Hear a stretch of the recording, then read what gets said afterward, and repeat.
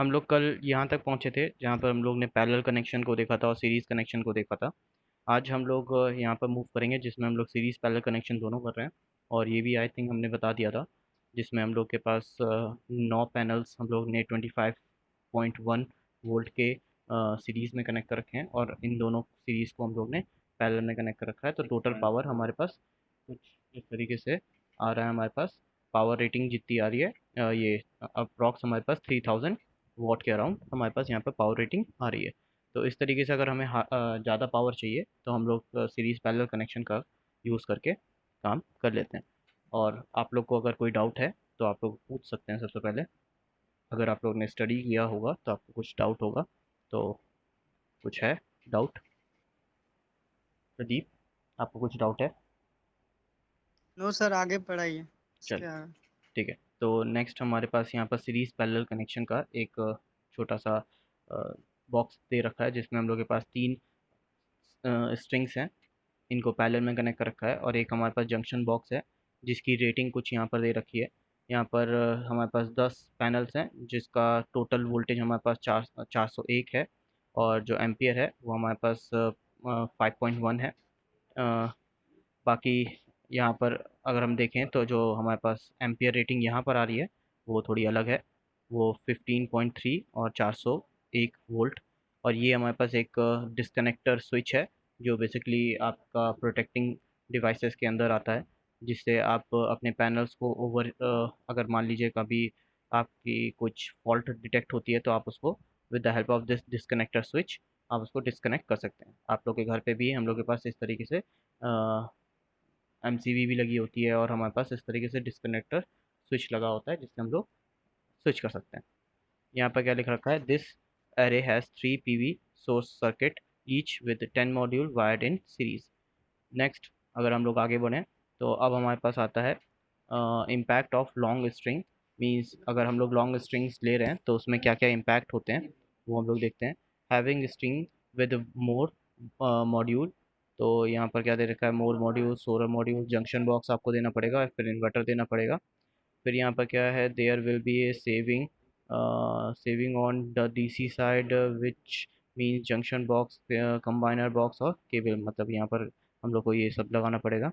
Next यहाँ क्या लिख रखा है? So having string of 1500 volt it is necessary to have inverter that accept string DC input of 1500 volt, then module that accept 1500 string connection, then also equipment that are also compatible with the same voltage level। मतलब यहाँ पर simple सा ये बोलने की कोशिश कर रहा है कि जब कभी भी आप हायर वोल्टेज पे काम करते हैं तो आपको उसके कंपैटिबल डिवाइसेस भी लगाने पड़ते हैं। अगर आपने 1500 वोल्ट स्ट्रिंग वोल्टेज पे काम किया है, मींस आपने मान लीजिए 15-15 के 1000 हमारे पास पैनल्स को आपने स्ट्रिंग में लगा दिया है तो हमारे पास 1500 वोल्ट हो जाएगा। अब उस 1500 वोल्ट को आपको अगर इन्वर्टर पे देना है तो इन्वर्टर भी उस 1500 वोल्ट के इन टेकिंग के लिए कैपेबल होना चाहिए, वरना क्या होगा कि उसका इन टेकिंग की जो पिंस हैं, जो इनपुट की पिंस हैं, वो बेसिकली शॉर्ट हो जाएंगी, ख़राब हो जाएंगी, जल जाएंगी ओवर हीटिंग से। तो इसलिए यहाँ पर सिंपल सा वही बताने की कोशिश कर रहा है। नेक्स्ट, अगर आप लोग स्ट्रिंग में किसी भी पैनल्स को लगा रहे हैं तो उसकी जो सीरीज़ वोल्टेज है वो भी उसकी ज़्यादा होनी चाहिए। अगर आपके पैनल की सीरीज़ वोल्टेज 600 है तो आप 600 ही तक जो भी पैनल्स हैं वही लगा सकते हैं। अगर आपके में 1000 है तो आप 1000 वोल्टेज तक पैनल्स को इंक्रीज़ कर सकते हैं। ठीक, तो यही यहाँ पर बताने की कोशिश कर रहा है। नेक्स्ट हम लोग आगे बढ़ते हैं। यहाँ पर हमारे पास solar PV component, inverter, charge controller and batteries के बारे में अब यहाँ पर डिस्कस किया जाएगा। इन्वर्टर हम लोग जानते हैं बेसिकली किस लिए यूज़ होता है, डीसी से एसी कन्वर्ट करने के लिए यूज़ होता है। कितने तरीके के इन्वर्टर होते हैं वो आगे चल के हम लोग देखेंगे। कौन सा इन्वर्टर कहाँ यूज़ होता है वो भी आगे चल के हम लोग देखेंगे। यहाँ पर लिखा हुआ inverter is an electronic device that changes DC electricity to AC electricity. Inverter के अंदर की मैन्युफैक्चरिंग हम लोग यहाँ पर नहीं देख रहे हैं क्योंकि यहाँ पर हमारे पास आईजीबीटीज लगे होते हैं, डायोड्स लगे होते हैं, हमारे पास कैपेसिटर लगे होते हैं और इंडक्टर लगा होता है। तो उन्हीं को मिला के हम लोग यहाँ पर इन्वर्टर बनाते हैं। इन्वर्टर हम लोग के पास बहुत सारे तरीके के अवेलेबल होते हैं। मैं इन्वर्टर विकीपीडिया पे देख रहा था तो यहाँ पर हमारे पास इन्वर्टर के बारे में थोड़ा बहुत लिखा हुआ है, पर इसके बारे में हम लोग बाद में पढ़ेंगे। यहाँ पर देख पा रहे होंगे आप, इन्वर्टर की हम लोग के पास इनपुट वोल्टेज अलग अलग होती है। 12 वोल्ट डीसी का भी एक इन्वर्टर होता है जिसमें हम लोग 12 वोल्ट की इनपुट दे सकते हैं। फिर 24, 36 और 48 वोल्ट का भी इन्वर्टर होता है। जैसे जैसे आप लोग सोलर पैनल को कनेक्ट करेंगे वैसे वैसे आपकी वोल्टेज इंक्रीज करेगी, उस हिसाब से आपको इन्वर्टर भी लेना होगा। आप 200 से 400 वोल्ट वीडीसी का भी इन्वर्टर ले सकते हैं, देन 300 से 500 450, और उसके बाद अगर आपको और 100 और 1000 वोल्ट तक का इन्वर्टर लेना है तो आप यहाँ पर ले सकते हैं, बट वो हैवी कॉस्ट आपसे मांगेगा, मीन्स आपका जो इन्वेस्टमेंट कॉस्ट है वो ज़्यादा लेगा। फिर उसके बाद यहाँ पर तीन तरीके के मुख्यतः, मतलब एक तरीके से स्पेसिफिकली हम लोग के पास तीन तरीके के इन्वर्टर्स आते हैं: square wave inverter, sine wave inverter और मॉडिफाइड साइन वेव इन्वर्टर। जिसमें से सबसे अच्छा हमारे पास साइन वेव इन्वर्टर होता है। जो भी आपके पास ग्रिड से सप्लाई आती है वो साइन वेव की होती है।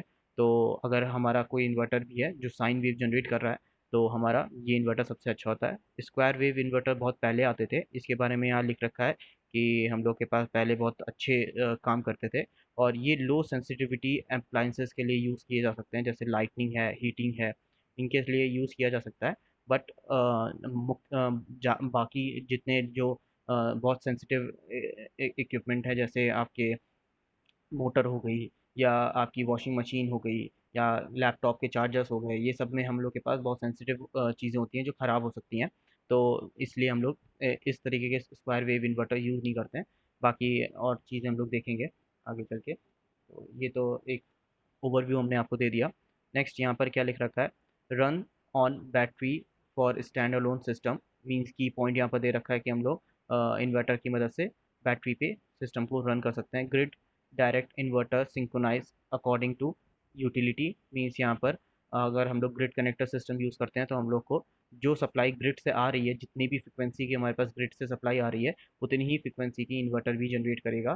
तभी हम लोग ग्रिड पे दोबारा उसको भेज पाएंगे। जैसे हमने बताया था आपको, नेट मीटरिंग का सिस्टम होता है जिसमें हम लोग जितनी भी एनर्जी प्रोड्यूस करते हैं वो हम लोग ग्रिड सप्लाई में दे सकते हैं, सरकार को दे सकते हैं। तो वो चीज़ करने के लिए हमें जो इन्वर्टर होता है वो अच्छा चाहिए होता है, जिससे अच्छी sinusoidal wave, means pure sinusoidal wave हम लोग की जनरेट होती है। तो वही चीज़ यहाँ पर बोल रहा है। नेक्स्ट, इन्वर्टर आर या इन्वर्टर एबल टू गिव और take electricity to utility. Simple सा। यहाँ पर यूटिलिटी का मतलब मैंने आपको पहले ही बताया था, हमारे पास ग्रिड होता है, तो यहाँ पर भी यूटिलिटी दे रखा है, यहाँ पर भी यूटिलिटी दे रखा है, तो इसका मतलब ग्रिड होता है। ठीक है, तो हम लोग ले भी सकते हैं और दे भी सकते हैं, तो इन्वर्टर के अंदर ये दोनों पावर होती है। फिर small scale inverter range from 600 से 600 वाट से लेके 3 किलोवाट तक के स्मॉल इन्वर्टर्स आते हैं, जो हम लोग के नॉर्मल घर में लग जाते हैं। हम लोग की जो पावर होती है, पावर की जो रेटिंग होती है या रेंज होती है, वो 600 से लेके 300 किलोवाट तक, 300 कह रहे हैं, 3 किलोवाट तक होती है। ठीक है, तो यहाँ पर हम लोग के स्मॉल स्केल इन्वर्टर्स आराम से यूज़ हो सकते हैं, कोई दिक्कत नहीं है। फिर उसके बाद हमारे पास large scale inverter ranging for 3 kilowatt से 5 किलोवाट तक, 500 किलोवाट तक हमारे पास रेंज होती है। जो कि बेसिकली आपको जब आप हैवी प्लांट लगा रहे हैं, मान लीजिए आपने सोलर प्लांट लगाया है जो 1 मेगावाट का है, तो आपको वहाँ पर 500 किलोवाट के इन्वर्टर्स यूज़ करने पड़ेंगे, दो दो। ठीक है, तब जाके आप 1 मेगावाट तक का प्लांट को वो कर सकते हैं, मतलब चला सकते हैं। तो उसके लिए अलग सिस्टम है, इसलिए हमारे पास इन्वर्टर एक बहुत की पॉइंट है। फिर उसके बाद नेक्स्ट हम लोग के पास मार्केट में कुछ अलग अलग टेक्नोलॉजीज़ के इन्वर्टर्स अवेलेबल होते हैं। यहाँ पर दे रखा है: inverter has to perform a wide variety of functions. में बहुत सारे वैराइटीज़ के फंक्शन उसको करने पड़ते हैं, बहुत सारी मॉनिटरिंग करनी होती है, बहुत सारी सप्लाई देनी पड़ती है। तो यहाँ पर सबसे पहला फंक्शन क्या है: maximum power point tracking, means M. ये आपको हर जगह मिलेगा जब भी आप सोलर इंस्टॉलेशन करोगे, तो आपको ये एम का ध्यान रखना है। एम का मतलब होता है maximum power point tracking. Means हमने जो V I characteristics of solar cell देखी थी, जिसमें हम लोग के पास आई वी कर्व था, उस आई वी कर्व में हम लोग के पास एम पी पी था। M P P means maximum power point, maximum power, sorry, maximum power, हाँ ठीक है, मैक्सिमम पावर पॉइंट था। उस पावर पॉइंट को लगातार ट्रैक करके रखना है। मीन्स हम लोग की अगर सोलर इन्वर्टर, सोलर जो है, सोलर पैनल जो है, वो कम पावर जनरेट कर रहा है, तो इन्वर्टर इतना कैपेबल होना चाहिए कि वो उसको थोड़ा सा एम्पलीफाई करके हमें दे दे, एम्पलीफाई करके हम लोग को जितना भी मैक्सिमम पावर पॉइंट है वहाँ तक उसको पहुँचा दे। अगर उस वहाँ तक नहीं पहुँचा पा रहा है तो कुछ उसमें ऐड करके अप्रॉक्स वहाँ तक पहुँचाने की कोशिश करे। ठीक। तो यहाँ पर क्या लिख रखा है, the system use to control algorithm to keep the PV module operating close to the their peak power point while stick the incoming solar radiation level and temperature vary. मतलब हम लोग का जो सोलर पैनल है उसका temperature और जो उसकी रेडिएशन है उसकी वेरी कर रही है, उससे वोल्टेज में वेरिएशन आएगा। अब उस वेरिएशन को कम करना है, वेरिएशन को हमें लिमिट करके बैटरी में अच्छे से ट्रांसफ़र करना है, वरना क्या होगा कि मान लीजिए सोलर रेडिएशन हमारे पास कम है और हमारी बैटरी 12 वोल्ट मांग रही है, बट हम लोग का जो जनरेट हो रहा है वो कुछ 10 वोल्ट के अराउंड जनरेट हो रहा है। तो हमें उसे इंक्रीज़ करके थोड़ा सा एम्पलीफाई करके उसमें 12 वोल्ट तक करना पड़ेगा। ठीक है, ये सारी टेक्नोलॉजी कैसे होती है, ये माइक्रो प्रोसेसर के थ्रू उसमें एम्पलीफायर लगे होते हैं, एम्पलीफायर की मदद से वो करता है। ठीक है। नेक्स्ट यहाँ पर उसके बाद क्या दे रखा है, change the incoming DC received incoming DC received from the PV module to into AC with a suitable power quality। Means यहाँ पर सिंपल सा बोल रहा है DC से AC कन्वर्ट करना, कोई उसमें बड़ी बात नहीं है। और पावर क्वालिटी मेंटेन करना मीन्स हमारी जो साइनोसॉइडल वेव हमें चाहिए वही साइनोसॉइडल वेव वो जनरेट करे। अगर उसमें कुछ भी डिस्टॉर्शन होता है, मीन्स कुछ भी फ्लक्चुएशन होता है, तो हमारे अप्लायंसेस में प्रॉब्लम आने लगेगी। जैसे कि आप लोग देखे होंगे, आप लोग इन्वर्टर्स बहुत सारे तरीके के हमारे पास मार्केट में अवेलेबल होते हैं। कुछ इन्वर्टर्स ये स्क्वायर वेव के होते हैं जो आवाज़ करते हैं। आप लोग ने पहले इन्वर्टर देखे होंगे जो आवाज़ करते हैं, मतलब जब भी कन्वर्जन होता है तो उसमें आवाज़ आती है, हमिंग की आवाज़ आती है, तो वो स्क्वायर वेव के हमारे पास इन्वर्टर्स होते हैं। तो वो नहीं हमें चाहिए, हमें प्योर साइनोसॉइडल वेव वाले इन्वर्टर्स चाहिए। तो क्वालिटी हम लोग के लिए मेन होती है। फिर यहाँ क्या लिख रखा है, for grid connected application the wave form needed to be close to sine wave that is a total a low total harmonic distortion. Means हम लोग का साइन वेव में हार्मोनिक डिस्टॉर्शन होता होगा। हम इतनी डिटेल में नहीं जाएंगे क्योंकि ये सब बीटेक के छोटी छोटी वो होती हैं, डेफिनीशंस होती हैं, ये सब आप लोग ने पढ़ रखा है।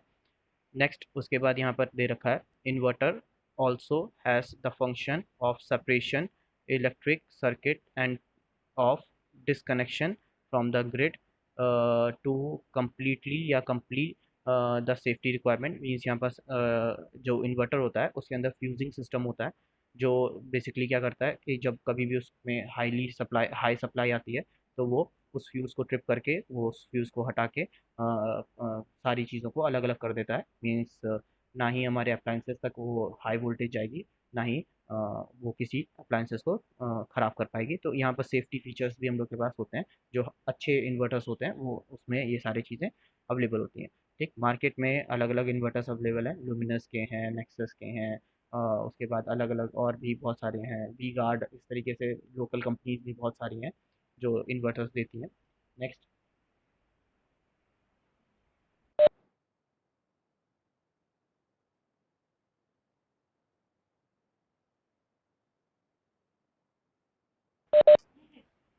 फिर उसके बाद यहाँ पर क्या लिख रखा है, inverters normally offer status reporting on monitoring. Means inverter के अंदर हमारे पास आजकल के जो लेटेस्ट इन्वर्टर्स हैं उसमें हम लोग के पास एलसीडी स्क्रीन होती है। पहले के इन्वर्टर्स में केवल बैटरी इंडिकेटर के लिए हम लोग के पास एलईडी लगा देते थे और वो बार बार जलती बुझती थी, ब्लिंक करती थी। और जब इन्वर्टर हमारा फुल चार्ज हो जाता था वो एलईडी कंटिन्यूस जलती रहती थी। इस तरीके के इंडिकेटर आते थे और मेरे घर में इसी तरीके का लगा हुआ है और बहुत सारे घरों में इस तरीके से लगे रहते हैं। बट आजकल के जो नॉर्मल इन्वर्टर्स आ रहे हैं, जो सोलर इन्वर्टर्स होते हैं बेसिकली, उसमें हम लोग के पास इनकमिंग पावर भी दिखाता है, आउटकम पावर भी दिखाता है, कितनी इफिशिएंसी से वो वर्क कर रहा है वो भी दिखाता है, टेम्परेचर भी आजकल दिखाने लगे हैं। जो इन्वर्टर्स होते हैं बेसिकली उसमें जितनी भी चीज़ें आप मॉनिटर करना चाहते हैं वो एलसीडी स्क्रीन में दिखा देता है। अब एलसीडी स्क्रीन क्या होता है, ये चीज़ आपको पता होना चाहिए। हम लोग के पास दो तरीके की स्क्रीन होती है ना, एलईडी स्क्रीन होती हैं, एलसीडी स्क्रीन होती हैं। तो एम्बेडेड सिस्टम में एलसीडी स्क्रीन में हम लोग चीज़ें देखते हैं। फिर उसके बाद यहाँ पर नेक्स्ट हम लोग फीचर देखते हैं। नेक्स्ट हम लोग के पास यहाँ पर लिखा हुआ है टाइप ऑफ इन्वर्टर्स, जिसमें नॉर्मली हम लोग के पास अलग अलग इन्वर्टर हैं। सबसे पहला स्ट्रिंग इन्वर्टर है, सेंट्रल इन्वर्टर। स्ट्रिंग इन्वर्टर या सेंट्रल इन्वर्टर हमारा बेसिकली जब हम लोग लार्ज पावर कन्वर्जन करते हैं, मीन्स बड़ी एक स्ट्रिंग है जहाँ पर हम लोग के पास 1000 वोल्ट का वोल्टेज आ रहा है, उसको अगर हमें कन्वर्ट करना है एसी में तो हम सेंट्रल इन्वर्टर यूज़ करते हैं, जिससे पूरी पूरी स्ट्रिंग को के वोल्टेज को हम एक साथ कन्वर्ट कर सकते हैं। नेक्स्ट हमारे पास माइक्रो इन्वर्टर आता है। माइक्रो इन्वर्टर बेसिकली छोटे छोटे इन्वर्टर्स होते हैं जो सोलर पैनल के अंदर या सोलर पैनल के पीछे हम लोग लगा देते हैं, जिससे जो भी वो पावर कन्वर्ट कर रहा है वो एसी में हम लोग के पास आ जाए। मीन्स अगर 12 वोल्ट का कोई पैनल है तो वो 12 वोल्ट जनरेट कर रहा होगा, अब उस 12 वोल्ट से हमें 220 वोल्ट उसके आउटकम पे मिल जाएगा, हमें कोई इन्वर्टर लगाने की ज़रूरत नहीं रहेगी। माइक्रो इन्वर्टर इस तरीके से काम करते हैं। देन उसके बाद सिंगल फेज इन्वर्टर, पता ही है हम लोग के घरों में या बाहर ग्रिड में 3 फेज सप्लाई आती है। Red wire, red, yellow, green या रेड, ब्लैक, ब्लू, इस तरीके से जो भी आती है। सिंगल 3 फेज सप्लाई वाला सिस्टम है। सिंगल फेज और 3 फेज इन्वर्टर हम लोग के पास मार्केट में अवेलेबल होते हैं। नेक्स्ट हम लोग के पास यहाँ पर स्ट्रिंग इन्वर्टर का और सेंट्रल इन्वर्टर का एक वो दे रखा है, जो भी एग्जांपल या फिगर दे रखा है जिसकी मदद से हम समझ सकते हैं। यहाँ पर क्या है, एक स्ट्रिंग है, फिर दूसरी स्ट्रिंग है, फिर तीसरी स्ट्रिंग है। इन सारी स्ट्रिंग्स को हमने एक कंबाइनर बॉक्स में कनेक्ट किया। अब आप जानते हैं कि स्ट्रिंग जितनी लंबी होगी उतना उसका वोल्टेज बढ़ेगा, पर पैरेलल में स्ट्रिंग जो होती हैं उनका वोल्टेज कांस्टेंट रहता है, मीन सेम रहता है। तो जो इसका होगा वही इसका उसका होगा। तो यहाँ पर वोल्टेज इंक्रीज नहीं हो रहा है, बस यहाँ पर करंट इंक्रीज हो रहा है। तो यहाँ पर मान लीजिए 1000 वोल्ट का हमारे पास करंट आया, उसको मैंने सेंट्रल इन्वर्टर में दे दिया। उससे हमारे पास जो भी एसी जनरेट हो रही है वो अच्छी क्वालिटी की एसी है और पावरफुल एसी है, तो उसको हम लोग ग्रिड में ट्रांसफ़र कर सकते हैं। मीन्स ये जो सिस्टम होता है ये वहाँ यूज़ होता है जहाँ पर हम लोग जो सरकार के द्वारा 1 मेगावाट प्लांट का जनरेशन किया जा रहा है, वहाँ पर हम लोग सेंट्रल इन्वर्टर बेसिकली यूज़ करते हैं। नेक्स्ट उसके बाद हमारे पास ये एक दे रखा है जिसमें एक और स्ट्रिंग इन्वर्टर दे रखा है। बेसिकली स्ट्रिंग इन्वर्टर क्या है कि आपने एक बड़ी सी स्ट्रिंग ली, उसमें एक इन्वर्टर लगा दिया, फिर दूसरी स्ट्रिंग ली, उसमें इन्वर्टर लगा दिया, फिर तीसरी स्ट्रिंग ली, उसमें इन्वर्टर लगा दिया, और उसके बाद जो भी उसका कन्वर्जन आ रहा है उसको आपने एक साथ लगा के ग्रिड में सप्लाई दे दी, क्योंकि सब में यहाँ पर 220 हमारे पास आएगा, उसको हम लोग ग्रिड पे दे सकते हैं। तो ये भी इस तरीके से हम लोग के पास दोनों ऑप्शंस अवेलेबल होते हैं। यहाँ पर क्या दे रखा है, string an inverter connected to PV array where modules are wired together in series string to produce high DC voltage. String inverter directly connected to high DC voltage PV array. In central inverter, all series strings combines to one combiner box and then into the central inverter. Mean central inverter में हम लोग बार बार inverter नहीं लगाते हैं, एक ही inverter लगाते हैं और उसको कनेक्ट कर देते हैं। बट स्ट्रिंग इन्वर्टर में हम लोग को बार बार इन्वर्टर्स लगाने पड़ते हैं। ठीक है, तो आप लोग जब भी लार्ज सिस्टम बनाएंगे तो आप लोग इस तरीके का सिस्टम बनाएं तो ज़्यादा अच्छा होगा, इसमें इन्वर्टर की कॉस्ट बच जाती है और सही रहता है। हाँ शिवम बताइए, शिव बताइए। सर ये स्ट्रिंग इन्वर्टर और सेंट्रल एक ही है ना, ये अलग अलग है? अलग अलग है। यहाँ पर स्ट्रिंग इन्वर्टर में हम लोग ने क्या किया है, देखिए सेंट्रल इन्वर्टर बेसिकली क्या है, हाई पावर का होता है, इसमें करंट भी हमारा क्या होता है, हाई होता है। बट स्ट्रिंग इन्वर्टर में करंट हमारे पास ज़्यादा नहीं होता है। जो रेटिंग होती है इसकी इसकी सिर्फ वोल्टेज रेटिंग हाई होगी, क्योंकि यहाँ पर आप देख पा रहे होंगे स्ट्रिंग में जो है हमारे पास एक कांस्टेंट करंट फ्लो कर रहा होगा जो कम होगा as compare to voltage. But central inverter में हमारे पास जो वोल्टेज रेटिंग है वो भी हाई होगी और जो करंट रेटिंग है वो भी हाई होगी। ठीक है, वो भी तो ये ज़्यादा होगी। अच्छा होता है। ठीक है, यस सर, हमको लगा सर दोनों एक ही हैं कुछ नहीं जगह दोनों, पे। नहीं दोनों एक ही नहीं है, दोनों अलग अलग है। ठीक है, बस यहाँ पर बताने का तरीका अलग है कि स्ट्रिंग इन्वर्टर जो होता है वो बेसिकली हम लोग के नंबर ऑफ स्ट्रिंग्स में लगा सकते हैं, बहुत सारी हमने सीरीज में कर रखा है, उसको हम लोग लगा सकते हैं। ठीक है, चलिए नेक्स्ट हम लोग के यस। पास माइक्रो इन्वर्टर आता है, जो कि बहुत आजकल रिसेंट टेक्नोलॉजी में सबसे ज़्यादा यूज़ यही हो रहा है। मैंने एक लूम सोलर का पैनल देखा था जिसकी कॉस्ट एक सोलर पैनल की कॉस्ट 25,000 थी, और वो 375 वाट का था, जो बेसिकली हम लोग की जो भी पावर सप्लाई वो जनरेट कर रहा था डीसी को एसी में कन्वर्ट करके हम लोग को दे रहा था। और वो एक एसी सोलर पैनल था जिससे आप एसी भी चला सकते थे, मीन्स हाई अप्लायंसेस को भी चला सकते थे, इतना वो कैपेबल था। तो वो बेसिकली कर क्या रहा था कि ये जो पैनल है इसके पीछे ही हम लोग ने क्या किया, जहाँ पर हम लोग को जंक्शन बॉक्स दिखाई देता है ना, उसी जंक्शन बॉक्स को हटा के वहाँ पर क्या किया, जंक्शन बॉक्स भी है और इन्वर्टर भी है। अब इन्वर्टर क्या करेगा, जो भी एसी से डीसी से एसी कन्वर्जन है वो करके आपको सप्लाई दे देगा। तो आप क्या कर सकते हो कि एक सोलर पैनल से जितनी आपको नीड है उतनी आप एसी सप्लाई ले सकते हो, है ना। अगर मान लीजिए आपको कोई एलईडी जलानी है, कोई बल्ब जलाना है, कोई फ़ैन चलाना है, एसी फ़ैन है, तो आप विदाउट कुछ आप इन्वेस्ट किए, बस एक सोलर पैनल ले लो जिसमें इन्वर्टर लगा हुआ है, माइक्रो इन्वर्टर, आप उसको ले लोगे तो आपका काम हो जाएगा। ठीक है, तो इस तरीके की भी चीज़ें आजकल मार्केट में बहुत चल रही हैं। तो ये लूम सोलर एक कंपनी है जिसने ये सबसे पहले इंडिया में लॉन्च किया है। अभी इंडिया में कम लॉन्च हुआ है क्योंकि यहाँ पर आप जानते हैं कि चीज़ें इतनी जल्दी फैलती नहीं है, जब तक वो इंटरनेशनली पॉपुलर नहीं हो जाती हैं तब तक वो यहाँ पर अडेप्ट नहीं की जाती हैं। तो धीरे धीरे इस चीज़ की भी एक्सेप्टेंस बढ़ रही है मार्केट में। Next, micro inverter are relatively new and in this configuration each module is paired with a single micro inverter, मैंने जैसा आपको बताया। उसके बाद यहाँ पर micro inverter usually have excellent data monitoring system, means यहाँ पर जो माइक्रो इन्वर्टर होते हैं उनके अंदर एक्सीलेंट डेटा मॉनिटरिंग की कैपेबिलिटी होती है। मीन्स यहाँ पर हम लोग को पीछे रीडिंग भी दिख जाएगी कि कितना वो कन्वर्ट करके दे रहा है। और ये बहुत अच्छे वो भी होते हैं, क्या कह सकते हैं, मतलब जो भी सोलर पैनल कंपनी है वो इसको जो बना के देगी आपको, वो बहुत आइसोलेटेड वाला बना के देगी जिसमें वाटर हमारा इंसर्ट नहीं हुआ, क्योंकि सोलर पैनल बाहर रहते हैं धूप में, तो उसमें अगर पानी या मॉइस्चर चला गया तो इन्वर्टर हमारा ख़राब हो सकता है, क्योंकि हम 25,000 की कॉस्ट दे रहे हैं। तो ये बेसिकली बहुत अच्छे इंसुलेटेड रहते हैं। हाँ बताइए प्रदीप। सर ये कह रहे थे जब डीसी टू एसी हम लोग कन्वर्ट करते होंगे इन्वर्टर लगा के, जी। तो उसमें हमारे लॉसेस भी बहुत सारे होते होंगे ना, जी बिल्कुल। तो उसको रिकवर करने के लिए क्या करते होंगे कि इसमें कौन सा बेस्ट रहता होगा, कौन सा इन्वर्टर कौन सा जो इन्वर्टर? जिसमें कम लॉसेस होते नहीं, कम लॉसेस नहीं, यहाँ पर हमारा लॉसेस तो होगा ही होगा, चाहे कुछ भी कर लीजिए आप।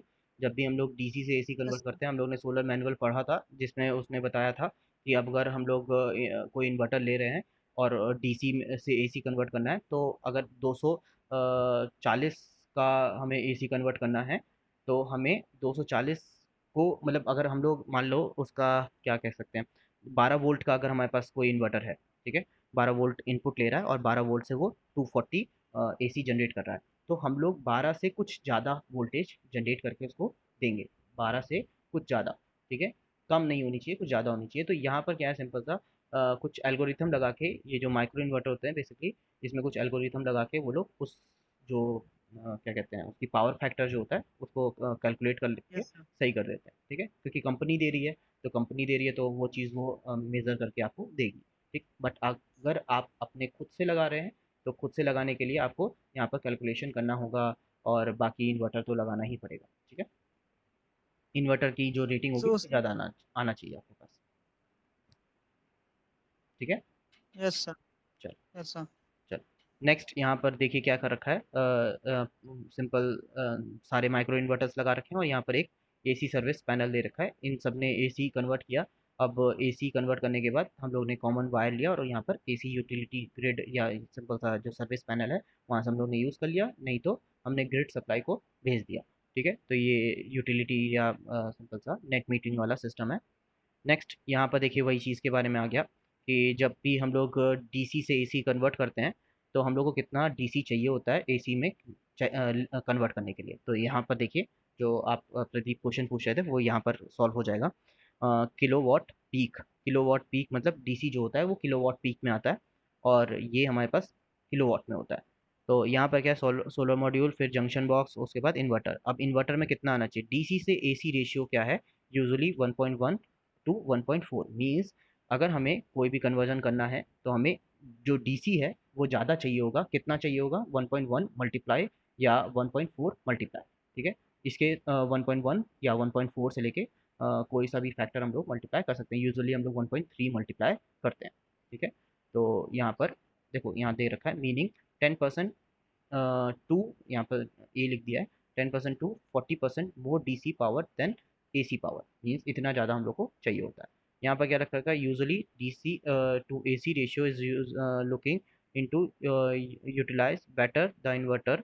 उसके बाद यहाँ पर क्या रखा है, day with less sun, means यहाँ पर कम सन वो आ रही है, बट यहाँ पर क्या है, higher DC to AC ratio, तो यहाँ पर अच्छा कन्वर्जन हमारे पास हो रहा है।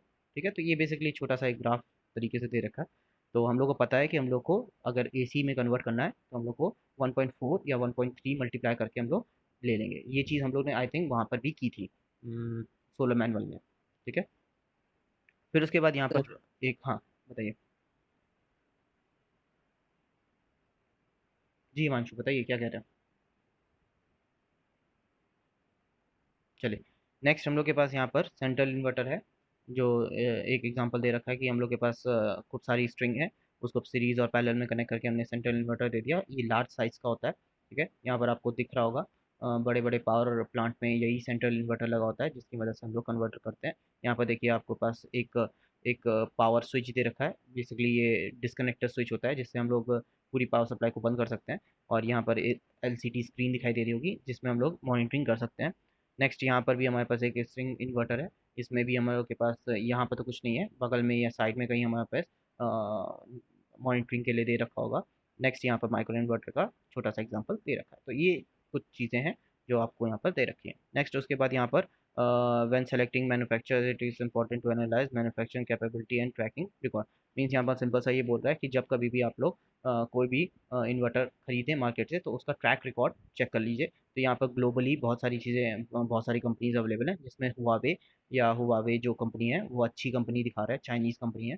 तो आप जानते हैं कि इस टाइम पे हुआवे के बारे में क्या क्या न्यूज़ आ रही है। वो बेसिकली हम लोग की एक चाइनीज़ स्पाई कंपनी है, जो अपनी जो डेटा होता है वो चाइनीज़ गवर्नमेंट को भेजती है। तो हुआवे तो अब इस रिकॉर्ड से हट बैन हो गए सर। हाँ, वो बैन अभी हुई नहीं है, वो ग्लोबली बैन नहीं हुई है, अमेरिका ने केवल बैन कर रखा है, ठीक है। तो बस ये है कि यहाँ पर जो रिकॉर्ड है वो समय समय पे चेंज होता रहता है। तो हम लोग को, अगर हम लोग ग्लोबली कोई कंपनी को ले रहे हैं, अगर हम लोग इंटरनेशनल कोई कंपनी को ले रहे हैं, तो हम लोग को उसका ट्रैक रिकॉर्ड पता होना चाहिए, ठीक है।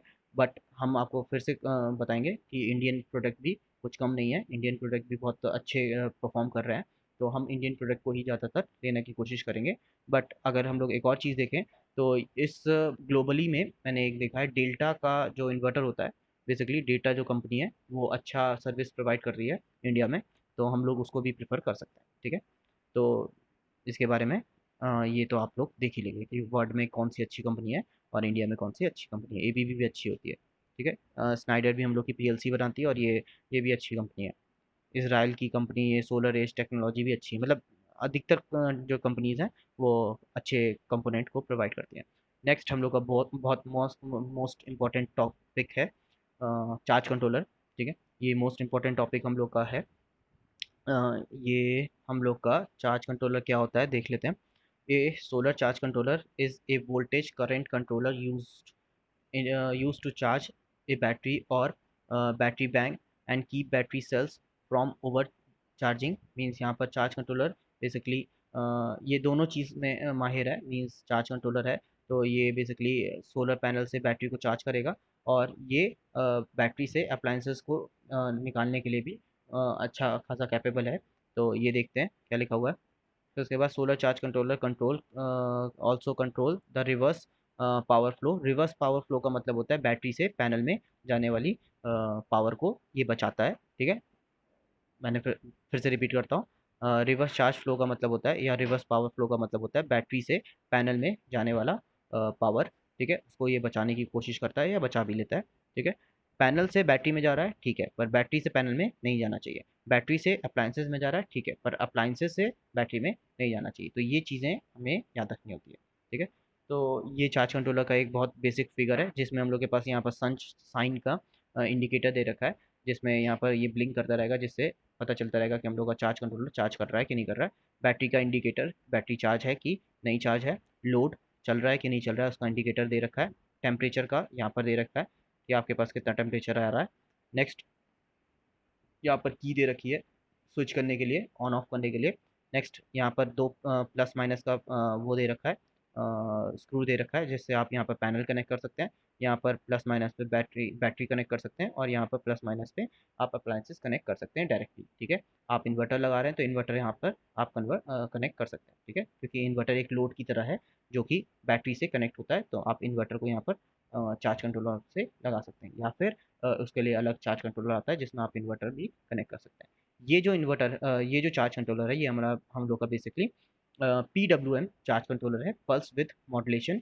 मीन्स यहाँ पर कुछ अंदर जो कंट्रोलर है वो बेसिकली पल्स विद मॉड्यूलेशन की हेल्प से काम करता है। आप लोग ने pulse with modulation I think पढ़ा होगा, जिसमें हम लोग की पल्स जो होती हैं वो कुछ इस तरीके से होती हैं। कम विड्थ की होती हैं, फिर कभी ज़्यादा विड्थ की होती हैं, फिर कम विड्थ की होती हैं, कभी ज़्यादा विड्थ की होती हैं। इस तरीके का हम लोग के पास मॉड्यूलेशन होती है जो कम्युनिकेशन में भी यूज़ किया जाता है ना। तो इसकी मदद से हम लोग यहाँ पर क्या करते हैं, ट्रैकिंग करते हैं। कभी हम लोग सोलर पैनल को ट्रैक करेंगे, कभी हम लोग बैटरी को ट्रैक करेंगे, कभी हम लोग लोड को ट्रैक करेंगे। तो ये बेसिकली कुछ टेक्नोलॉजीज़ हैं जो ग्लोबल मार्केट में हम लोग के पास अवेलेबल हैं।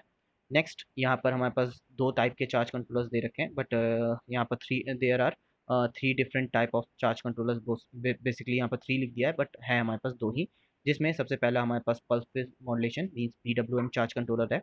नेक्स्ट हमारे पास maximum power point tracking charge controller है। ये बहुत इंपॉर्टेंट है, ये हम लोग का आजकल मतलब इंडिया में सबसे ज़्यादा यूज़ हो रहा है। पल्स विड्थ मॉड्यूलेशन भी यूज़ होता है, but maximum power point trekking भी हम लोग के पास यूज़ होता है। ठीक है, आजकल का रीसेंट टेक्नोलॉजी में ये MPPT चार्ज कंट्रोलर्स यूज़ होते हैं। इसमें हम लोग की जो पावर होती है, अगर वो कम हो रही होती है, सोलर पैनल का जो आउटपुट है वो अगर कम हो रहा होता है, तो चार्ज कंट्रोलर उसको थोड़ा सा एम्पलीफाई करके बैटरी में ट्रांसफ़र करता है, जिससे बैटरी हमारी अच्छे से चार्ज होती है। PWM में ऐसा नहीं होता है। PWM में जो चार्ज कंट्रोलर होता है वो एम्पलीफाई नहीं करता है, वो जितनी भी पावर है वो बैटरी को ट्रांसफ़र करता रहता है और बैटरी को ओवर चार्जिंग से बचाता है। तो दोनों ही charge controller basically over charging से उसको बचाते हैं। बट जो maximum power point tracking means MPPT type का चार्ज कंट्रोलर होता है, वो ज़्यादा हाई वोल्टेज पे बैटरी को चार्ज करता है। ठीक है, तो यहाँ पर देखिए क्या लिखा हुआ है। This type of charge controller work by reducing the current from the power source according to the battery condition and recharging requirement. Means यहाँ पर करंट को थोड़ा कंट्रोल कर लेता है ना, current by controlling the current. फिर उसके बाद यहाँ क्या लिख रखा है, maximum power point tracking MPPT। This charge controller look at the output of the panel and compare it to the battery. Means यहाँ पर एक कंपेयरिंग सिस्टम टाइप का होता है, comparing battery voltage. It then figure out what is the best power that the panel can put out to charge the battery. Means ये चीज़ को monitor करता है। यहाँ पर एक बेसिकली कंट्रोलर होता है जो इस चीज़ को मॉनिटर करता रहता है कि पैनल जो है वो कितनी बेस्ट आउटपुट प्रोड्यूस कर सकता है। अगर वो कर नहीं पा रहा है तो उसको वो थोड़ा पुश करता है कि वो और पावर को जनरेट करे। ठीक है, तो ये चीज़ हम लोग के पास यहाँ पर इस तरीके से दे रखी है। नेक्स्ट हमारे पास सोलर PV सिस्टम में कंटेंट है। PV direct system, DC alone, DC stand alone system, stand alone with AC और DC लोड, फिर stand alone system with battery backup, grid connected system या ग्रिड डायरेक्ट सिस्टम, ग्रिड टायर्ड with battery backup system. ये जो आपको दे रखा है, ये आई थिंक ये 6 कॉन्फ़िगरेशन है। ये 6 कॉन्फ़िगरेशन में से हम लोग अपने घरों में इन 6 में से कोई ना कोई यूज़ करते हैं। ठीक, ये बेसिकली सोलर इंस्टॉलेशन का सबसे मुख्यतः जो इम्पोर्टेंट पार्ट है ये है। ठीक है, हम लोग कौन सा सिस्टम चूज़ करें अपने घरों में फॉर एनर्जाइजिंग अप्लाइंसेस। ठीक है, वो हम लोग को यहाँ पर देखना होता है। हम लोग ग्रिड कनेक्टर सिस्टम भी ले सकते हैं। ग्रिड कनेक्टर सिस्टम में क्या होता है, हम लोग जो पावर यूटिलिटी आती है ये सरकार के द्वारा जो हम लोग को पावर मिलती है उसका भी यूज़ कर सकते हैं और सोलर पैनल का भी यूज़ कर सकते हैं। स्टैंड अलोन सिस्टम क्या होता है, स्टैंड अलोन सिस्टम में हम जो यूटिलिटी आ रही होती है, पावर सप्लाई आ रही होती है, उसको यूज़ नहीं करते हैं। केवल और केवल अपने सोलर इंस्टॉलेशन पे ही बेस्ड होते हैं, मीन्स उसी पे डिपेंडेंट होते हैं, बाकी पे किसी पे डिपेंडेंट नहीं होते हैं। तो यहाँ पर वो सारी चीज़ें के बारे में आगे चल के हम लोग देखेंगे। तो यहाँ पर नेक्स्ट हम लोग के पास स्लाइड में दे रखा है PV direct system. PV direct system का मतलब होता है ना ही हमने यहाँ पर कोई बैटरी लगा रखी है, ना ही हमने यहाँ पर कोई AC अप्लाइंसेस लगा रखा है। यहाँ पर बेसिकली एक PV पैनल है और उससे रिलेटेड एक हमने DC सोर्स यहाँ पर दे दिया है। जब तक पैनल में सप्लाई आएगी, मीन्स पैनल पे सनलाइट आएगी, तब तक हमारा जो फ़ैन है या जो DC लोड है वो ऑन रहेगा। और जैसे ही हमारी सप्लाई ऑफ मतलब सिंपल सा जो सनलाइट है वो चली जाएगी या लो रहेगी, तो हमारा फ़ैन बंद हो जाएगा या सिंपल सा जो लोड है वो बंद हो जाएगा, वो चलेगा नहीं। ठीक है, तो इस तरीके के जो सिस्टम होते हैं वो बेसिकली PV डायरेक्ट सिस्टम कहलाते हैं। आपने कहीं कहीं आपने देखा होगा जो पंप वाले सिस्टम बनते हैं, DC पंप या जो अ, खेतों में पंप लगाए जाते हैं, वो बेसिकली इसी पे बेस्ड होते हैं। वहाँ पर हम लोग बैटरी नहीं लगाते हैं, वहाँ पर पैनल पे हाई वोल्टेज आ रही होती है, पैनल पे हाई सनलाइट आ रही होती है और वो हाई वोल्टेज जनरेट कर रहा होता है। उस टाइम पे हम लोग मोटर को आराम से ऑपरेट कर सकते हैं। अगर हम लोग की वेदर कंडीशन अच्छी नहीं है तो हम लोग मोटर को ऑपरेट नहीं कर सकते, वहाँ बैटरी बैकअप का सिस्टम नहीं होता है। तो ये बेसिकली कहीं कहीं गांव में यूज़ होता है। ठीक है, वहाँ पर कॉस्ट हम लोग की बच जाती है, बैटरी की कॉस्ट जो होती है वो हम लोग की बच जाती है। तो यहाँ पर क्या लिख रखा है, कुछ application, the most basic PV configuration is PV direct system, example are solar attic fan. Means अब अगर आप लोग मान लीजिए, मैंने एक देखा था किसी मदरसे में, ये ऐसा लगा था कि वहाँ पर कोई बैटरी बैकअप सिस्टम नहीं था। वहाँ पर जितना भी सोलर था, वो सोलर जितनी एनर्जी प्रोड्यूस कर रहा था, वो नीचे हम लोग के पास फ़ैन लगे हुए थे, 6 फ़ैन थे, डीसी सोलर पे चलने वाले डीसी फ़ैन थे। तो वो बेसिकली दोपहर में ऑपरेट करने के लिए था, ठीक है। सुबह उन लोग को ज़्यादा नींद नहीं थी, जब दोपहर होती थी तो उनका टेम्परेचर बढ़ता था, तो हम लोग का सोलर का एनर्जी का जनरेशन भी ज़्यादा होता था, तो हम लोग का फ़ैन भी अच्छी स्पीड में चलता था। तो वो बेसिकली इस तरीके से यहाँ पर दे रखा है। फिर उसके बाद सोलर वाटरिंग पंप, मीन्स भैया हमने आपको बताया कि वाटर के पंपिंग सिस्टम के लिए ये जो इंस्टॉलेशन होती है, ये अच्छी होती है, मानी जाती है अच्छी, ठीक है। क्योंकि बैटरी हम लोग वहाँ गांव एरिया में नहीं रखते हैं। बैटरी अगर हम लोग रखेंगे तो आप जानते हैं कि अभी नगर पालिका के थ्रू बहुत सारे पोल्स लगाए गए थे, सोलर पोल्स लगाए गए थे, उसमें से बैटरी तो चुरा लेते हैं लोग। तो अगर ये किसी के खेत में इस तरीके का सिस्टम लगा देंगे और उसमें 3-4 बैटरीज रख देंगे, तो वो तो तोड़ के लेके चले जाएंगे, है ना। तो चोरी वोरी होने का और बहुत सारी चीज़ें हैं जो इंडिया में अभी आजकल होती रहती हैं, ठीक है। तो इस चीज़ को बचाने के लिए ऐसा किया जाता है। नेक्स्ट यहाँ पर क्या लिख रखा है, वायर डायरेक्टली टू लोड, मतलब की फीचर्स के बारे में बता रहा है। Load only run when the sun is shining, configuration is ideal और वर्सेटाइल, या क्या लिख रखा है, ventilation, sorry ventilation fan water pumping, मतलब यहाँ पर सिंपल सा वही चीज़ है। नेक्स्ट, वेरी लिटिल मेंटेनेंस, बहुत कम ही मेंटेनेंस की ज़रूरत पड़ती है, क्योंकि यहाँ पर बैटरी तो है नहीं।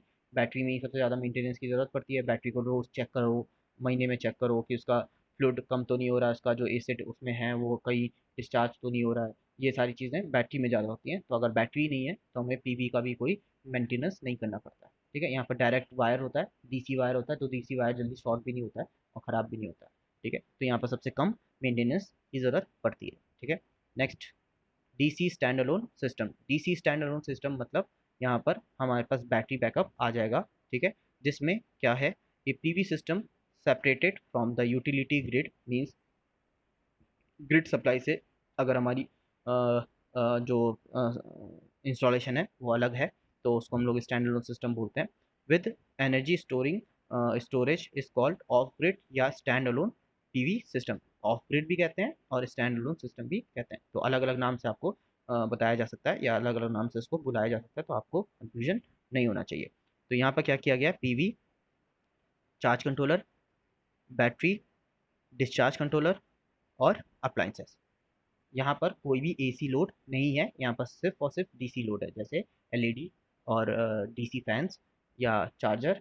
तो ये सारी चीज़ें हम लोग बेसिकली इस डीसी स्टैंड अलोन सिस्टम में यूज़ कर सकते हैं। तो ये वहाँ यूज़ होते हैं जहाँ पर हम लोग हाईली अर्बन रूरल एरिया हो, गांव दराज का एरिया हो, वहाँ पर हम लोग ये यूज़ कर सकते हैं। क्योंकि वहाँ पर बेसिकली हम लोग के पास लाइट जलाने के लिए लैंप होते हैं, वो बेसिकली डीसी से चार्ज हो जाते हैं।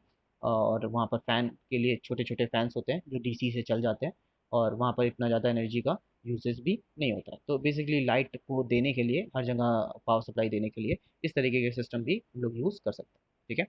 की फीचर्स क्या है, only run DC load, charge controller to control charge of battery so that it is not overcharge. फिर load controller check the state of load so that battery are not discharge. वही बात हुई, हम लोग ने ये बहुत पहले पढ़ रखा है। Battery provide energy to operate the DC load, key features हैं और ये बहुत इजी फीचर्स हैं जो हम लोग ने पढ़ लिए। नेक्स्ट, उसके बाद कुछ stand alone system off grid का कुछ एग्जांपल दे रखा है, जैसे ये बैटरी है और यहाँ पर हम लोग के पास, सॉरी, ये हम लोग के पास पैनल है, और फिर इसके बाद यहाँ पर नीचे वो बैटरी को इंस्टॉल करके रखे हुए हैं, जिससे हम लोग के पास यहाँ पर लाइटनिंग रात के टाइम पे चल सके। तो ये basically DC stand alone system का एक छोटा सा एग्जाम्पल है, ठीक है। इसी पे हम लोग के जो सोलर पोल्स आते हैं या जो खंबे लगे होते हैं वो काम कर रहे होते हैं, ठीक है। इसमें किसी को कोई डाउट, अब तक के जितना भी लेक्चर मैंने बोला है, जितना भी बकवास की है, वो उसमें अगर आपको कोई डाउट हो तो बताइए। नहीं सर। चलो नेक्स्ट, अब हम लोग आगे बढ़ते सर हैं। एक क्वेश्चन पूछो पूछना था सर, पूछो पूछो। कोर्स से रिलेटेड नहीं है सर, लेकिन हाँ हाँ हाँ, पूछो। तो सर जैसे कि आज सीबीएसई का पेपर जैसे कैंसिल हो गया था, तो सर क्या यूनिवर्सिटी हम लोग का भी पेपर कैंसिल हो जाएगा? अब आ जाएगा आ जाएगा। बड़े खुश हो रहे हो तुम लोग भी, और बहुत इच्छा है तुम लोग की पेपर कैंसिल करवाने की।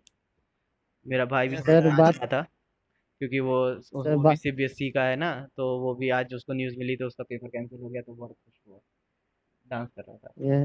सर बात ये है ना सर कि हाँ। ऑनलाइन क्लासेस से हम लोग की पढ़ाई हो नहीं पाई सही से। अच्छा। और रेगुलर क्लासेस में तो पढ़ा पढ़ाई तो हो ही नहीं पाती उतनी, मतलब कुछ कुछ सब्जेक्ट्स की। हाँ हाँ ऑनलाइन क्लासेस में तो बिल्कुल ही नहीं हो पाती है, घर पे तो बिल्कुल ही नहीं हो पाती है। हाँ, बस। और आने जाने का सर सबसे ज्यादा प्रॉब्लम है, तो उसके हिसाब से मतलब कि हम लोग यही चाह रहे हैं कि पेपर ना हो।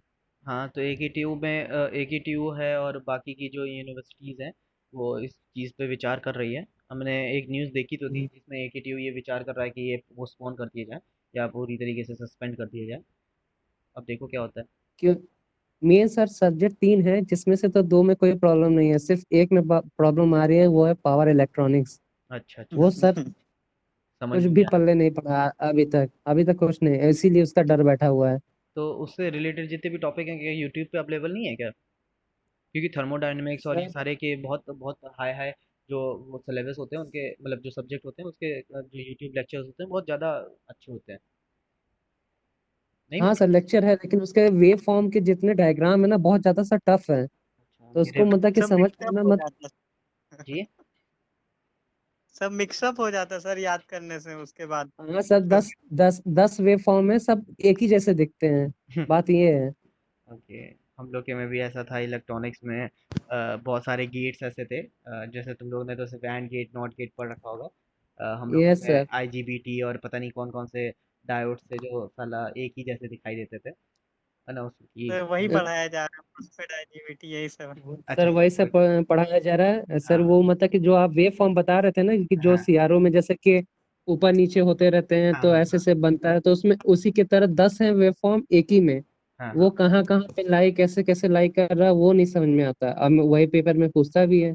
वही। एक यूनिट में 10 वेबफॉर्म पड़े हुए हैं सर, बहुत और वैसे कॉम्प्लेक्स भी है। सर हम लोग पेपर में 1 के पेपर में क्या लिखते हैं कुछ आंसर में, वो तो खुद हम लोग को नहीं पता रहता है, फिर भी हाँ। मार्क्स मिलते हैं। वो तो सही बात है। तो होगा मे बी, क्या नाम है, देखियो आगे चल के अभी कोरोना का जो केसेस है वो तो बढ़ ही रहे हैं डेली का डेली। आज भी 17,000 केसेस आए हैं, तो इस हिसाब से अगर देखा जाए तो मे बी तुम लोग के पेपर्स कैंसिल हो जाएंगे। तो बस क्रॉस फिंगर करो, वो भगवान से बनाओ कि पेपर कैंसिल हो जाए, यस सर। है ना। हाँ। सर सब डेट शीट सब निकाल दे रहे हैं, एक तो डर लग रहा है, एक तो राम सर रोज पेपर ले रहा है सर। हाँ वो तो सही बात है, क्या कर सकते हैं। बट तुम लोग प्रिपरेशन सर करते पेपर है रहो यार, सर। प्रिपरेशन करते हाँ सर। रहो, है ना। सर यहाँ पे नेट वेट डाउन मतलब स्लो हो जाता है ना, तो सर वहाँ पे सबमिट नहीं होता, लेकिन उनको उससे कोई मतलब नहीं, मतलब आपको टाइम पे सबमिट करना है तो करना है। वो लोग कैसे समझेंगे, वो लोग कभी गांव दराज एरिया में तो गए नहीं है और रहे भी नहीं है। यहाँ पर भी बहुत सारी सर प्रॉब्लम्स हमें फेस करनी पड़ती है। नेटवर्क नहीं चलता, कभी वीडियो अपलोड हो रही है तो अपलोड नहीं होती। ये सब चीज़ें उनको नहीं समझ नहीं में सर, आता। मेरे 2 पेपर अभी तक 2 पेपर हुए थे, आराम से सबमिट कर दिए हैं, लेकिन ऐसे एचओडी से फोन किए थे मेडिकल लगाने के लिए, हाँ। मतलब कि ज्यादा दिन क्लास चली तो नहीं, लेकिन शुरू में हम एब्सेंट हो गए थे, हम्म। तो उसके लिए फोन किए थे, तो क्या है, क्या मेडिकल की तो कोई प्रॉब्लम है ही नहीं, जिसका जीरो भी है वो बेटा वो पेपर देगा ही देगा। तो इसी बात पे क्या था कि सबका 4G फोन है, 200 KB 300 KB लगता है उसमें, तो सबका अपलोड हो ही जाता है। हम्म, चलो। तो इसलिए वो लोग मतलब नहीं मान रहे हैं। वो नहीं मानने वाले, कॉलेज वाले नहीं मानेंगे। देखो क्या होता है। Yes sir. उनका तो ये है ना कि तुम्हारी तुमको पढ़ाई करवा रहे हैं, पैसे ऐसे निकलवाने हैं, तो ये सारी चीज़ें दिखाना यस पड़ता सर। है ना। ये सर सारी चीज़ें। फीस भी सबमिट करा लिया है 10% का लालच देके। 10% ऑफ का। Yes yes sir. Sir. Colleges वाले बड़े हरामी होते हैं।